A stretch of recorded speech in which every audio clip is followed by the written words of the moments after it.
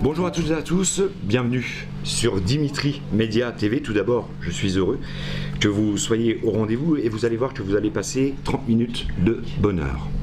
Avec nous aujourd'hui, c'est une personnalité, il s'appelle Michel Orso. Michel Orso, c'est le créateur de la musique angélique. Bonjour Michel. Bonjour Dimitri. Ça va bien? Bonjour vous toutes et vous tous. Eh ben c'est génial. Alors, on va un peu raconter ta vie au départ. Donc, tu viens de la Haute-Corse, on est d'accord. Donc, tu as exercé plusieurs métiers avant de devenir chanteur, boucher, boulanger, maçon. Oui. Et tu es même invité dans des baptêmes, dans des mariages. Et puis, tu chantes aussi un peu partout. Je voudrais juste, si c'était possible, rectifier un petit truc. Pas par vocation, mais j'étais surtout malheureusement, ça n'a rien à voir. J'étais obligé d'aller travailler pour aider ma famille. J'étais une famille nombreuse, orphelin de père. Bon, mais j'étais malheureusement garçon boucher. Ça, c'est effectivement, j'ai pleuré un peu ces autres professions-là. Mais j'étais garçon boucher jusqu'à l'armée et au retour même de l'armée où j'ai fait l'Algérie. Mais toujours, depuis mon entrée à l'orphelinat à l'âge de 6 ans, je me souviens toujours que les sœurs, c'était chez les sœurs à Monaco, orphelinat Auto, pour ne pas le nommer, nous réunissent et nous font apprendre quelques chants liturgiques. Et là, j'espère surtout ne pas passer pour un prétentieux. S'il y a un jour j'ai envoyé une belle note, c'était ce jour-là. Et depuis, j'ai l'amour, non pas de chanter, du chant. J'aime quand quelqu'un chante, un homme, une femme, j'aime entendre chanter et j'aime le chant. Depuis ce jour-là. Alors, quand tu es monté à Paris, dis-nous voir un peu comment ça s'est passé. Grâce à mon frère aîné. Comme mon ami d'ici, patron de maître de séance ici, François Grimaldi. Ça s'appelle La Marque, c'est pas pour faire de la pub. Je vous demande d'y venir parce que vous allez voir, c'est extraordinaire. À accompagner mon frère aîné.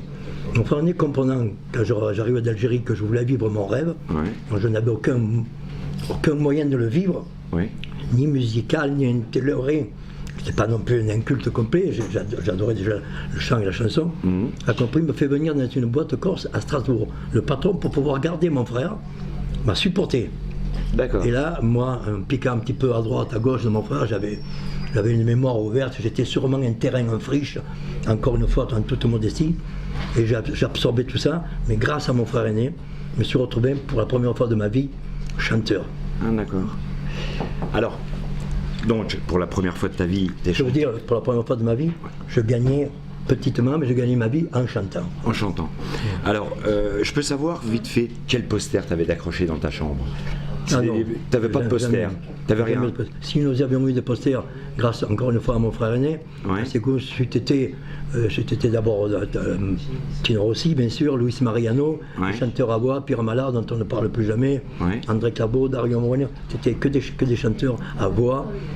Mais c'est marrant, on n'était pas habitué à ça à l'époque. Les posters dans la chambre, il y a juste la place pour mettre mes chaussures. C'est quand même incroyable. Alors 1966, Angélique. Alors est-ce que tu peux nous parler comment est arrivée Angélique dans ta vie? Alors j'ai été chanteur d'orchestre en montagne de Strasbourg de 61 à 65 et quelques. Et là, bien sûr, mais depuis par l'orphelinat, mais depuis l'âge de 14 ans, j'ai écrit mes premières chansons avec un monsieur qui s'appelle Tony Petrucciani à Toulon, qui est le père de monsieur Michel Petrucciani, ce génie du piano, qui malheureusement nous a quittés. J'en avais 14, il en avait 16 ou 17, et nous écrivions nos premières chansons. Mais j'ai toujours continué, mais comme ça. Et en étant chanteur d'orchestre, il se trouve que le pianiste était un monsieur qui accompagnait également John Williams. Monsieur qui a été très connu à l'époque, un très bon chanteur, et qui avait un impresario qui s'appelait Père Andrieux, qui venait écouter les chansons que nous écrivions. Nous écrivions à trois, Jean Claudel, Maurice Boubert et moi. Et dans cette quinzaine de chansons, il y avait Angélique. Léo Missire, j'ai entendu, Léo Missire, pour moi, un des plus grands directeurs artistiques de ce métier. J'ai entendu, je ne dis pas ça parce qu'il a choisi Angélique. Je dis ça pour tout ce qu'il a fait. Non, parce que là, ça laisserait dire il est grand parce qu'il a. Non. Et là, il m'a pris pour Angélique, pour d'autres chansons. Et voilà comment j'ai enregistré. Mais la chanson n'a pas marché du tout. J'espère que je vais essayer. C'est quand même incroyable. Est-ce que tu peux nous expliquer mais ça va aller vite, très vite. Il y a un paradoxe. Elle est sortie en décembre 65, presque 66. Elle n'a pas marché du tout. C'est-à-dire qu'à l'époque, ça allait très vite, poubelle ou le panier. Mais la chanson, si elle ne marchait pas, elle ne marchait pas. Et là, je suis obligé de raconter un petit coup de chance il y avait un disquaire, une pile qui passait les disques au Saint-Hilaire, qui était à l'époque une boîte très connue dans Paris, avec le King Club, qui est chez je ne sais plus que le troisième. Et qui passait, parce que j'étais corse, vers 2 ou 3 heures du matin, ça n'embêtait personne, la chanson Angélique. Oui. Et un soir, il y a M. Léo Missire, le directeur artistique, et M. Eddie Barclay. Tous les deux avec le cigare. Et Eddie Barclay dit à Léo, elle est bien cette chanson. Léo saute dessus et dit, elle est chez nous. Comment elle est chez nous? Je l'ai jamais entendu. Elle n'a pas marché. Et on aura une promotion cet été, donc c'était 66, sur Monte Carlo, mais là dans la promotion. On est en 1966. Hein. Et là, ils ont ressorti la chanson qui ne dit pas qu'elle a explosé, qu'elle a éclaté, qu'elle a fait bon. Mais c'est quand même 300 045 tours vendus. Qu'est-ce qui se passe dans ta tête à ce moment-là? Ben, elle a failli exploser, mais bon, comme j'avais quand même des années de chanteur d'orchestre, des années de boucherie, des années où on s'est battu pour tout, non, ça m'a pas jamais empêché d'ouvrir les portes. D'ouvrir les mains pour pouvoir entrer. J'avais pas les poignets autour. T'avais pas un melon, t'as pas pris le melon? Sûrement un petit peu quand même, mais après, la folie des appartements, la folie des bagnoles, j'avais déjà la mère de mes enfants et tout ça, donc j'étais pas calme et serein pour autant. Hein, ça a changé ta vie quand même. Ça chauffait dans ma tête. Ça a changé ta vie quand même. Ça a chauffé quand même. Et ça a changé ta vie? Comment ça a changé ta vie, ce moment-là? À ce moment-là, parce que je me suis retrouvé à passer mon examen, bien sûr, d'auteur. Il est rentré des SACEM, là-dessus, je ne vais pas donner chaque fois le contraire de ce qui était bien. Si je pouvais m'adresser à ceux qui débutent, ceux qui veulent commencer, ou ceux qui veulent recommencer, ne vous découragez pas. Ce métier, malheureusement, il faut bien apprendre à se caparaçonner de la désespérance. C'est-à-dire la désespérance? C'est un message, un vrai message, ça? Je l'envoie, je ne suis pas porteur de message, mais ne vous découragez pas, parce que ça peut aller très très très vite. Mais ça peut revenir également, ce qui m'est arrivé. Un soir, je chante dans un gala qu'on appelle les galas galères, avec beaucoup de respect, puisqu'il me permettait de vivre. Et ce soir-là, il y avait Michel Alguet dans la salle. Est-ce que tu penses, enfin moi je pense que tu as eu un coup de chance. Est-ce que tu crois que dans le métier, finalement, il faut un coup de chance pour réussir? Bien sûr. Le coup de chance, un peu de talent, mais vraiment le coup de chance. Voilà. Est-ce que tu le crois vraiment, ça? Ah, je le crois. À un moment donné, même le génie, s'il n'a pas un coup de chance, il est génie dans son tiroir, chez lui, chez ses parents, mais il n'est pas génie. Moi, ma chanson n'est pas universelle, entendons-le bien. Mais je pense que oui, pour le coup de chance, c'est peut-être pour durer, ce qui n'a pas été mon cas. Bon, mais j'ai repris finalement. Pour durer, il faut les deux, il faut que ça juxtapose quand même le talent, la continuité, la chance. Voilà. Alors, on va avancer un peu dans le temps pour nos amis internautes qui nous regardent. D'ailleurs, je vous remercie si vous prenez l'antenne seulement maintenant. Vous êtes avec Michel Orceau. En 1970 commence une longue période du désert, quand on a eu un succès absolument phénoménal, inouï, comme le vôtre. Comment on peut gérer tout ça dans la tête? C'est le creux, c'est le néant. Qu'est-ce qui se passe dans ta tête, Michel? Ce qui m'a aidé à traverser ces déserts, c'est que je continuais de chanter. Pendant des années, il y avait les cabarets en province. Des cabarets où vous faisiez un mois. Donc ça nous permettait de vivre. Et je peux vous citer des noms qui les ont fait, y compris M. Georges Lumière, des gens comme ça, y compris José Villamor, des gens qui ont eu des noms. Ça nous permettait, bien sûr, tout est, M. Christian Amérique, tout est relatif, il était mieux rémunéré que moi, mais bon. Et ça a duré pendant 10 ans. Chaque fois, on faisait un mois. Il y en avait au moins une dizaine en France. Il n'y en a plus du tout, ça non plus. Vous aviez ici, chez ma cousine, vous aviez le Don Camillo. Vous aviez plein de dîners-spectacles, qui nous permettaient, dans l'ombre, on n'en parlait pas, mais nous, ça nous permettait de continuer de travailler. D'accord. Mais est-ce que les gens te regardaient de la même façon, de la même manière que quand tu étais... Et qu'est-ce qui se passait? Le public n'est pas fautif. Un public qui vient dans un dîner-spectacle... C'est beau ce que tu dis, le public n'est pas fautif. Non, le public n'est jamais fautif. Donc, c'est-à-dire, c'est la télé, les producteurs qui ont décidé d'arrêter. Alors finalement, ils privent les téléspectateurs. Je ne crois même pas qu'ils se sont dit, celui-là, on ne le veut plus. Ça a plus marché. Non, je ne vais pas faire de fixation, je ne vais pas faire de mégalo non plus. Mais c'est comme ça. Le grand Sacha Distel, qui a été vraiment un superstar, un jour, je chante pour lui à Saint-Tropez, me demande de faire une prestation pas onéreuse, justement, le contraire, enfin bon, peu importe, gratuite, comme on dit. Et des copains musiciens. Et j'ai eu le plaisir de parler avec lui. Il me dit, mais Michel, j'ai eu ma traversée du désert. Je peux dire le nom, Je me pointais à Europe numéro 1, il baissait les têtes pour pas me voir passer dans les couloirs. Sacha Distel. Voilà, Sacha Distel, qui a eu son trou également. C'est quand même incroyable, c'est phénoménal. Alors, Maintenant, on va avancer dans le temps, on va parler de choses quand même plus rigolotes. Non, elles ne sont pas tristes, hein. C'est pour ça que je continue de dire, croyez-y. Ouais, croyez-y, battez-vous, levez-vous le matin en pensant qu'il peut se passer quelque chose. D'accord. Et il s'est passé quelque chose justement avec Hache tendre et Tête de bois. Est-ce que tu peux nous en parler de ça? Alors je chantais dans une discothèque, pas de sono, pas de... Bon, peu importe, on faisait quand même. Et en sortant dehors, il y a une dame qui est émue, parce que je venais de chanter. Elle me dit, je parlerai de vous à Michel Alguet, qui n'avait pas de tournée, qui n'avait rien. Je ne connaissais pas. Bon. L'année d'après, je reviens, à peu près dans le même endroit, la même dame, accompagnée également. Je parlerai de vous à Michel Alguet. Puis le jour, je chante du côté de Carpentras, je partais pour la Corse le lendemain. Il me dit, Michel Alguet vient, avec la petite qui a maintenant donc 10 ans, dans le Landau, alors donc 8 mois.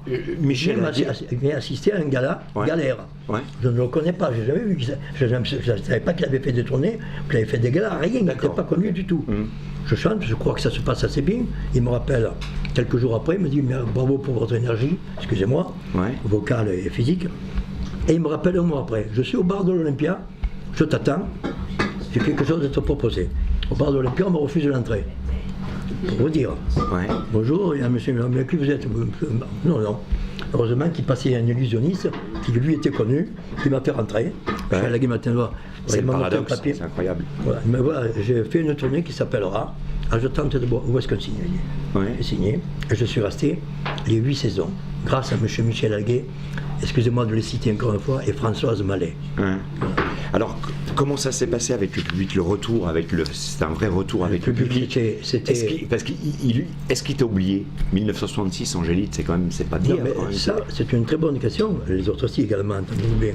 Dans le sens que Angélique, même maintenant, je m'entends dire, et ça me fait vraiment, ça ne me rend pas aigri du tout.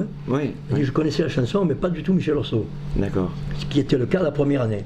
Parce que je n'avais pas inondé les chaînes de télé, moi. On ne m'avait pas vu à outrance. J'avais fait quelques-unes. Donc je n'étais pas un visage qu'on reconnaissait. Mais ma chanson est restée dans la mémoire des gens. Et grâce à un peu à M. Pascal Sevran pendant des années, et grâce à M. Michel Alguet et Françoise Mallet, qui ont monté ce tournée avec Gilles Dreux, qu'on ne voyait plus, Agnès Scudero, qu'on ne voyait plus, Nancy Leroy, qu'on ne voyait plus, Franck Hamon, je ne vais pas tous les citer, Isabelle Aubray. Il a fait venir des artistes qu'on ne voyait plus, des Miss Sauce, qu'on ne voyait plus, on les a revus et on les a réentendus chanter leurs chansons. Ça a été extraordinaire pour le public, il nous a reçus. C'est génial ça. Le public, il a toujours raison. C'est vrai, bravo. Alors, maintenant... Il a toujours raison dans ce qu'on lui présente. Oui. Alors, parce que des fois, ce qu'on garde dans les tiroirs, vous pouvez vous appeler Émile Zola ou Victor Hugo, si personne n'en a parlé, s'il n'y a pas eu une diffusion quelconque, le public, il est le roi, le maître, dans ce qu'on lui donne à voir et à entendre. Qu'est-ce que tu penses de la chanson aujourd'hui, Michel? C'est important quand même. Non, mais la chanson, de toute façon, il faut que la jeunesse, elle passe. La jeunesse, il faut qu'elle passe. Elle a quelque chose à dire, donc je ne peux en penser que du bien. Elle passera, elle va passer, elle va continuer de passer. Et dans 10 ans, il y aura une autre forme de chanson également, qui passera également. Voilà. Alors, amis internautes, vous savez que vous avez quand même devant vous, vous regardez quand même une personne qui remplit le plus de non, moi je n'ai pas rempli, moi. Non, mais le plus de zénith. C'est la tournée, la vedette de la tournée Hache tendre, c'était la tournée. D'accord. Mais les zéniths, à l'époque d'Angélique, je crois que c'était le début des zéniths, c'était rempli, c'était quand même le chanteur qui a rempli le plus de zéniths. Non, mais pas le chanteur, la tournée. La tournée. Mais si, c'est pas moi. D'accord. Alors, est-ce que tu as des projets? Plein les tiroirs. J'ai le projet de vivre jusqu'à 100 ans, tué par un mari jaloux, si c'est possible. Voilà, donc après le reste, les projets, bien sûr, on en a tous plein. Un petit... C'est pas pour ne pas répondre. Gilbert Bécaud, tu l'as bien connu? Je ne suis pas un inconditionnel de Gilbert Bécaud, j'insiste. Mais il se trouve y avait un lien quand même avec lui. Il y a une filiation, sûrement. Mais il se trouve d'abord parce qu'à la fin de sa vie, il a aimé la Corse, il a vécu en Corse. Il a écrit une chanson sur la Corse avec un grand monsieur qui s'appelle Petro Calfucci. Mais effectivement, quand nous avions 15, 16 ans, 17 ans, il avait à peu près une dizaine d'années de plus que moi, c'est le premier qui nous a réveillés d'une sorte de torpeur dans laquelle nous étions. Le chanteur chantait très très bien habillé. Puis tout d'un coup, un mec, excusez-moi pour l'expression, un mec qui se jetait sur les musiciens, qui se jetait sur le public, avec une volonté, avec un talent immense. C'est un des plus grands musiciens chanteurs pour moi. j'insiste bien, musicien, chanteur, interprète même. Ouais. Souvent les musiciens sont de très bons chanteurs, mais pas interprètes. Ils ne me donnent pas le frisson de ne pas citer des noms. Mais là, ça a été la révolution. C'est incroyable. Quel est le chanteur qui t'a le plus marqué dans ta vie? Non, mais sinon, moi, c'est sur la longueur. La longueur, pour moi, le plus grand, c'est M. George Brassens, Ouais. c'est M. Frank Sinatra aux États-Unis, c'est M. Nat King Cole, et puis des tas de gens non connus, Philippe Clay, Mouloudji, André Claveau, j'en passe. Mon ami François Grimaldi, que vous allez entendre tout à l'heure. Ouais. Alors justement, tu peux nous parler de François Grimaldi, ta rencontre? Alors, François Comment tu Grimaldi- travailles avec... Je ne parle pas assez de mon frère aîné, Ouais. qui s'appelle pour toujours dans mon cœur, qui est malheureusement nous a quittés, Rudo Carabi, Ouais. qui chantait le corps, c'est toutes les chansons latines, merveilleusement bien. Et il a eu, j'ai envie de pleurer, excusez-moi là, et il a été accompagné par mon ami François, qui avait monté un groupe qui s'appelait Belkenor, si ma mémoire est bonne. Ça vous dirait pourquoi pas, quoi. Et c'était extraordinaire. Et François fait partie dans ma mémoire. C'est comme si je l'entendais tous les jours chanter. Ouais. Je ne peux pas le voir sans l'entendre jouer de la guitare et chanter. Ouais, il fait partie c'est plus qu'une filiation, ça, c'est une parenté, mais vraiment très proche. Voilà. Ok. Bah, c'est génial en tout cas. Maintenant, j'aimerais te voir fermer les yeux. Tu vas fermer les yeux. Oui. Toute ta vie va défiler devant toi. Ah oh. Absolument toute ta vie.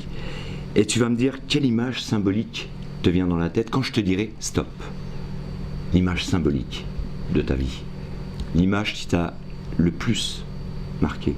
Oh, c'est difficile à dire. Michel, Oh. quand je te dis stop, tu te tais, tu ne dis rien. Tu vides ta mémoire. Stop. Ben, j'ai 6 ans, je suis dans un orphelinat et je chante un chant liturgique qui m'a marqué à vie. Si tu avais une deuxième vie, tu voudrais qu'elle soit comment? Exactement la même? Ou est-ce que tu voudrais faire autre chose parce que c'est les années galères finalement, la chanson? Je voudrais qu'elle soit pleine d'imprévus, justement. Quel imprévu? Tous. Tous les imprévus, toutes les misères, tout. Non, je ne voudrais pas vivre dans l'opulence, la richesse et l'aisance, c'est pas pour moi. C'est pas bon, non, je veux connaître la difficulté. En tout cas, tu es vraiment une personne fantastique. On peut te retrouver sur scène encore maintenant, aujourd'hui. Ben- Alors tu peux le dire à nos amis internautes. Si vous voulez découvrir Michel Orceau, bien sûr, et ses chansons, ça se passe où et quand? Je peux continuer d'en parler de mon ami. Oui, tout à Le fait. samedi, quand je suis libre, je monte sur la Marque, rue Lamarque. C'est à 100 mètres du Sacré-Cœur, 80 mètres du funiculaire. Et vous y verrez un ami à moi qui chante, qui s'appelle François Grimaldi. Madame Grimaldi fait de la cuisine corse. Non seulement il chante, il joue de la guitare merveilleusement bien, mais il fait chanter. Et ça, encore une fois, M. Gilbert Bécaud savait faire chanter le public. Vous avez des tas d'artistes qui demandent au public de chanter, ils sont incapables, non pas de les diriger, mais de les aider un petit peu. Et là, vous allez voir, tout le monde croit qu'il est chanteur ici tellement ce monsieur a du talent. Et puis il y a 2 personnes qui viennent chanter également, le samedi, peut-être les autres jours, parce que moi je monte le samedi quand je suis libre. Mademoiselle Sylvie Lecoq et une jeune fille qui s'appelle Amandine. Venez voir, c'était quelque chose, c'est pas que convivial, c'est artistique, c'est tout. Voilà, Ouais. c'est formidable. C'est génial. Le samedi. Le samedi. Donc chez toi, on peut te retrouver. Quand pareil. je suis là à Paris, je suis chez mon ami le samedi. D'accord, ok. Eh bien, en tout cas, merci d'avoir répondu à mes questions. Merci, Dimitri. Merci énormément. C'était vraiment Je peux leur dire que sans vous, nous ne serions rien, donc je vous aime. Ça, c'est beau. Ça sera le mot de la fin. Merci à toutes et à tous. T'as du talent, je le vois dans tes yeux. Je voudrais tellement pour toi faire de mon mieux. Des mots brûlants de fiel, d'amour me montent aux lèvres. Du plus profond de moi, je les chante pour toi. Quel public, mais quel public, tu me fais du bien et tu chantes bien. Oh, quel public,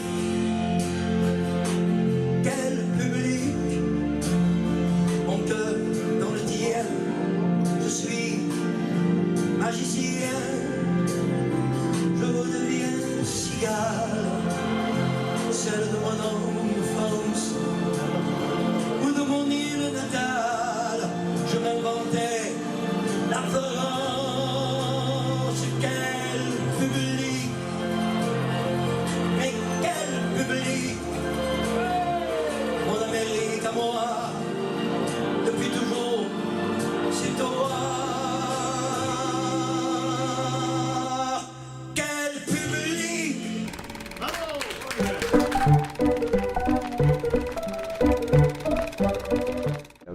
Tes projets, quels sont tes projets, Tous, Michel? plein les tiroirs. Alors vas-y. Alors j'en ai un, c'est pas de moi. J'en ai un, c'est de vivre jusqu'à 100 ans, tué par un mari jaloux. C'est-à-dire, je comprends pas la par un mari jaloux. C'est-à-dire que j'aurai encore une maîtresse Ouais. et que le mari, il est jaloux, il me tue. D'accord, ok. Ouais, mais là, c'est Il a fallu que j'explique. quoi. c'est une mauvaise fin, là, quand même. À 100 ans, tué par un mari jaloux, j'ai presque envie de signer. C'est excellent.